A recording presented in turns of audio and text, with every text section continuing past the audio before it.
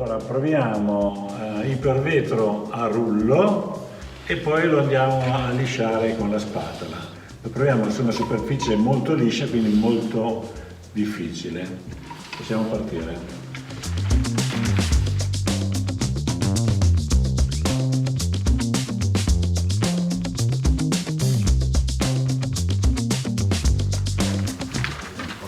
Naturalmente questo è il muro naturale, prima l'abbiamo isolato con 2 mani di vetro satinato, infatti ha già un aspetto lucido. Adesso qui stiamo andando con il rullo, pochissimo materiale e poi dopo lo lisciamo con la spatola.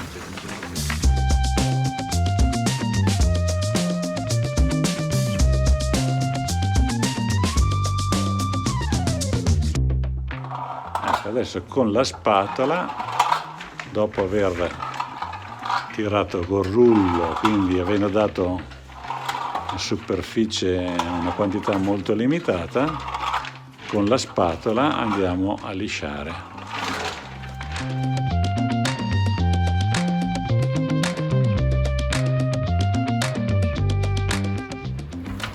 Bello!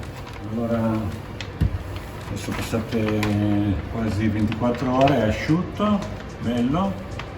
Il muro naturale non è adatto per ipervetro, ma con questa applicazione a rullo ci sta.